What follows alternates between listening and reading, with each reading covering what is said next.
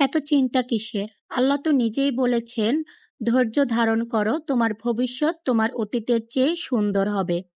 সূরা আদ-দুহা আয়াত ৪। ইনশাআল্লাহ আমরা আমাদের সুন্দর ভবিষ্যতের অপেক্ষায় আছি। জীবনের প্রতিটি ক্ষেত্রেই ধৈর্য ধারণ করতে হবে, তবেই আমরা সুফল ভোগ করতে পারবো। আসসালামু আলাইকুম। এই তো এখানে আমি একদম সাধারণভাবে বাসায় যেভাবে মাছ দো পেঁয়াজি করি সেই রেসিপিটি আপনাদের সাথে শেয়ার করছি। এখানে আমি রুই মাছ নিয়েছি। মাছের টুকরোগুলো একটু লবণ আর হলুদ মাখিয়ে ভেজে নিয়েছি। আমি একটু ভালো করেই ভেজে নিয়েছি, আপনারা চাইলে আরেকটু কম ভেজে নিতে পারেন। মাছ ভেজে নেয়ার পর আমি কড়াইয়ে তেলটা নিয়ে নিলাম, প্রায় হাফ কাপ তেল। এবার পেঁয়াজ কুচি দিলাম প্রায় 1.5 কাপের মতো। যেহেতু মাছ দো পেঁয়াজি করব তাই পেঁয়াজটা একটু বেশিই দিতে হবে। সাথে 5-6টি কাঁচামরিচের ফালি দিয়েছি।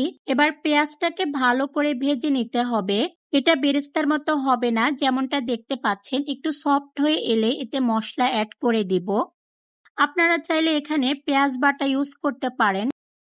এখানে রসুন বাটা দিয়েছি 1 টিস্পুন, জিরা গুঁড়া 1 টিস্পুন, ধনিয়া গুঁড়া 1 টিস্পুন, সাথে হলুদ মরিচের গুঁড়াও দিয়েছি 1 টিস্পুন করে, লবণ দিয়েছি স্বাদ মতো মানে 1 টিস্পুন। এবার মশলাগুলো ভালো করে একটু সতে করে নিব। তো পেঁয়াজিতে পেঁয়াজ কুচি আর পেঁয়াজ বাটা দুটোই ইউজ করা হয়।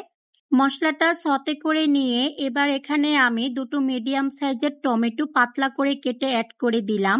আপনারা চাইলে এখানে পেঁয়াজ বাটা ইউজ করতে পারেন। সাধারণত দো পেঁয়াজিতে পেঁয়াজ কুচি আর পেঁয়াজ বাটা দুটোই ইউজ করা হয়।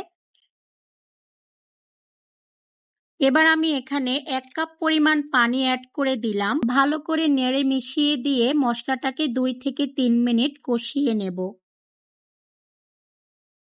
মশলাটাকে 2 থেকে 3 মিনিট কষিয়ে নিয়ে এবার আমি এখানে আগে থেকে ভেজে রাখা মাছগুলো অ্যাড করে দেব। আমি এখানে রুই মাছ নিয়েছি, আপনারা যে কোনো মাছ নিতে পারেন। আপনারা আপনাদের পছন্দ মতো মাছ নিয়ে এভাবে মাছ দো পেঁয়াজিটা করতে পারেন। আমি এগুলো একটু ভালো করে নেড়ে মিশিয়ে দিয়ে এবার ঢাকনা দিয়ে 2 থেকে 3 মিনিট রান্না করে নেব। আপনারা আপনাদের পছন্দ মতো মাছ নিয়ে এভাবে মাছ দো পেঁয়াজিটা করতে পারেন। 2 থেকে 3 মিনিট পর এবার ঢাকনা খুলে মাছগুলোকে একটু উল্টে পাল্টে দিব। মাছগুলোকে একটু উল্টে পাল্টে দিয়ে আমি কিন্তু আবারও 2 থেকে 3 মিনিট ঢাকনা দিয়ে রান্না করে নেব। আমি এখানে রুই মাছ নিয়েছি, আপনারা যে কোনো মাছ নিতে পারেন।